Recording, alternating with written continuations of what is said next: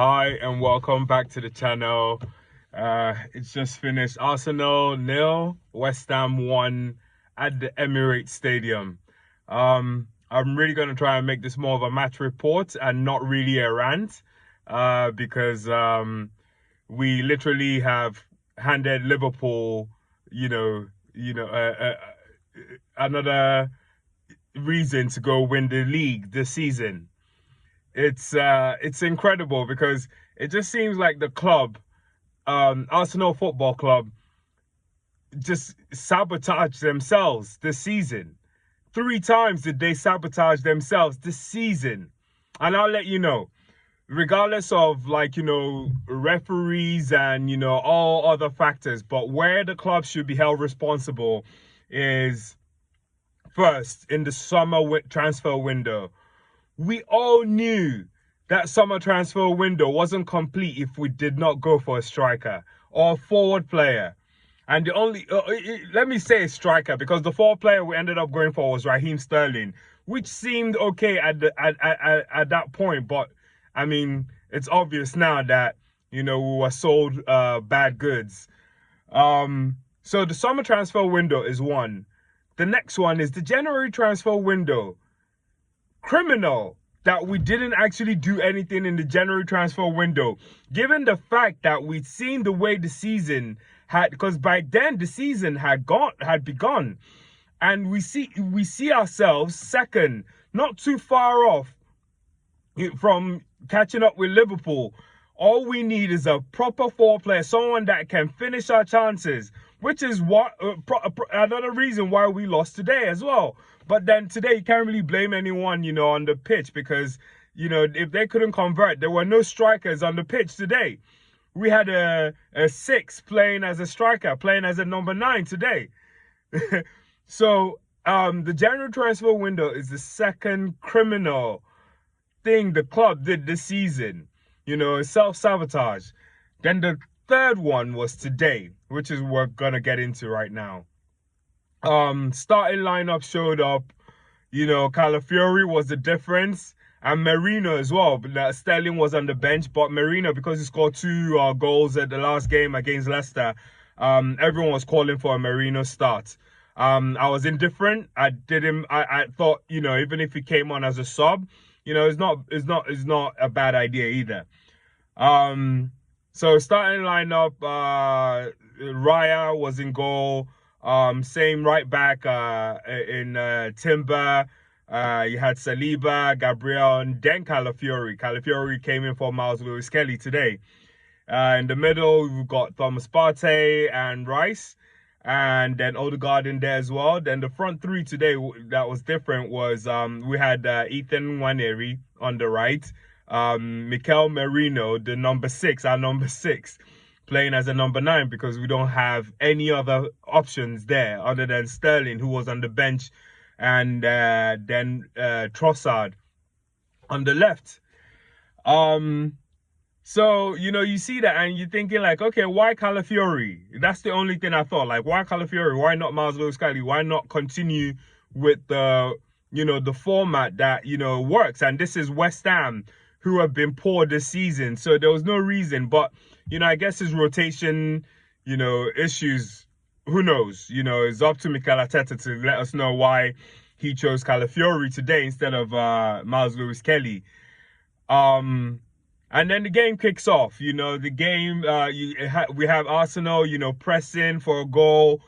But then West Ham kept threatening, especially with the Wan-Bissaka combination with Jarrod Bowen. They came at us a couple of times and we were lucky, and, everyone else was looking sharp on our own side because we were going forward, we were pressing. However, this same Wan-Bissaka and Bowen seems to have been like a weapon for West Ham, because they tried it and tried it again, and then they got 1 goal. Goal surprised everyone just before halftime. Surprised everyone. I even saw some people in the stadium already going for like halftime drinks. This was a game we thought we had in the bag, because we shipped 6 against West Ham earlier on in the season, and same with 2024. So it's it's that game that gave everyone confidence that, okay, this was we never thought of this as a banana skin. We just thought that this was the platform to catch up with Liverpool, because Liverpool drew against they drew against Aston Villa in the in their midweek game. So they were even up a game, and we're thinking like, okay, with this one, we probably will catch up on points and bring it down to 5 points instead of the 8 points. Boy, did we mess up today. That goal before halftime killed it. It just killed everyone. And Calafiori, what was he doing? Because that's why we have to talk about that starting lineup. Because Calafiori, instead of Miles Lewis-Kelly, let Wan-Bissaka get the cross in. And then Jared Bowen finishes off with a header in between. Who was it? No, it wasn't Saliba. Saliba was poor today as well, but we'll get into that. It was between Gabriel and Declan Rice. Oh man, Declan Rice was not a good game for him. He kept getting booed every time that he got on the ball, because we got him from West Ham. So obviously the fans still have that bad blood in them. So anytime Declan Rice got the ball, he got booed. I don't know if it got to his head because he was poor today. Could have easily cleared that ball before it got to Bowen, because he was the last man before it got to Bowen. And he just didn't do anything. He just kind of like, stepped off, or just kind of stepped back, like, oh, he didn't want anything to do with it. Oh, man.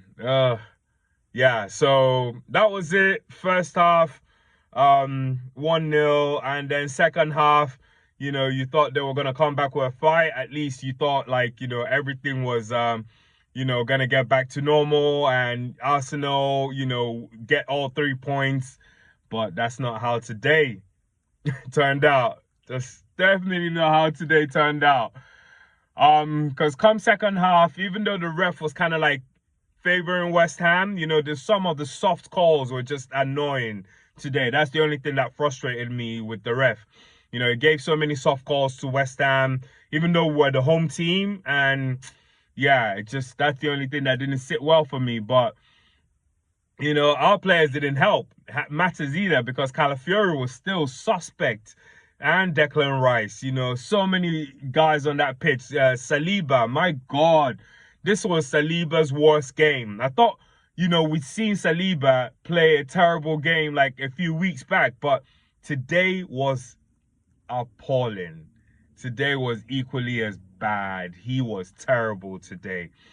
Kept giving the ball away, and then Arteta makes the substitution. He takes off, and that's the thing. I would have taken off Saliba when he took off Calafiori and Declan Rice. If we're gonna take off, everyone who was poor today, why still leave Saliba on? Ben White is fit. Get Ben White in. Move tuck Urin Timber in, or put even Ben White can play in place of Saliba today. But anyway, substitutions happen, and Miles Lewis-Kelly, who comes on for Ricardo Calafiori, gets sent off because he pulls Kudus down when Kudus was about to go one-on-one, and it was a clear goal scoring opportunity. There's no even when he got the yellow, I thought he was lucky. But then obviously went to VAR, and VAR checked, and then even asked the ref to go to the screen, which is what we expect when we play other teams, to be this thorough and painstaking in checking, calls like this. But anyway, that's the story for another day. However, the ref goes, checks, rescinds the yellow card, and then gives the actual red card to Miles Lewis-Kelly. So that meant that we went down to 10 men, and we had to close the game with 10 men. As if the game wasn't difficult enough. We had to put ourselves in this position. So that's it. There's nothing else to report, because the game just went downhill from there. We kept pressing, but nothing was to come of it. Zinchenko came on. Eventually, Sterling came on. Poor again. And that was it. That's the end of the game, man. The game ended 1-0. And the only positives to talk about this game would be that Arsenal should definitely go get Mohamed Kudus. That's it. Him, he was the star of the game for me. That's the only like silver lining I can see today, that if Arsenal is a serious club, and this is only if, hypothetical, where next summer, if we're going to make up for what we lacked in this last two transfer windows, we definitely need to get Alexander Isaac and Mohamed Kudus. No negotiate. There's no Nico Williams, none of that. Forget everyone else.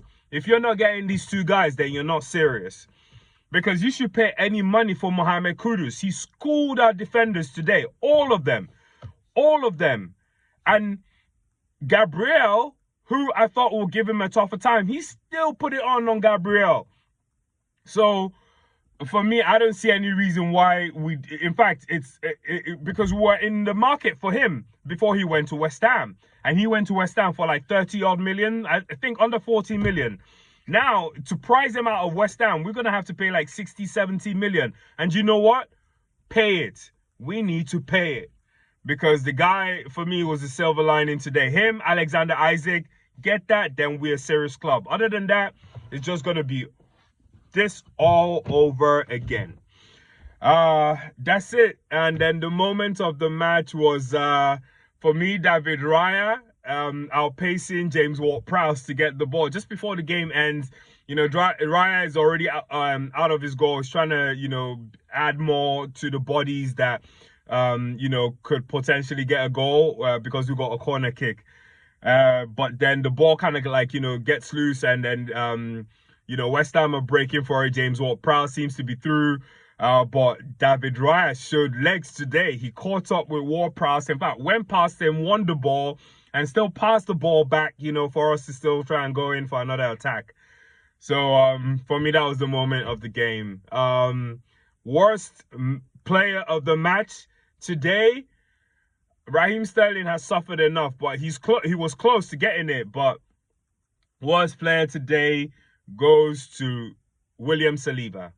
Well, Saliba was the worst player. It was worse than Calafiori, as bad as Calafiori was, and he was worse than Declan Rice as well. So that's it for today. Arsenal lost and title done. You know, it's just annoying because it seemed like we built a solid foundation, like proper German foundation, and built a sandcastle on it this season. And that sandcastle is crumbling. It's been crumbling since we've been dealing with refs, you know, one part just falling off. And today, it just seems like everything is just collapsing. So, yeah, 8 points behind Liverpool, 12 games to go. We play Nottingham Forest next. And, yeah, we just have to watch our games now. But, yeah, that's it. I think the title chase is potentially done today. I mean, mathematically it's not, but still, yeah, we don't have anyone, no cover. And Nwaneri almost can't seem like it was limping off the pitch today. And if he's gone, that's it. We're done. We only have Trossard and Sterling as our forward players. Ridiculous. Anyway, thanks for watching, and subscribe to the channel. Like the video if you like the video. Drop a comment. Let's talk about this, because this loss is tough. Please, let's talk about this, man. Let's figure out, like, you know, therapy for ourselves. All right, then. Take care. Wish you all love, peace, and a great rest of your weekend. Thank you.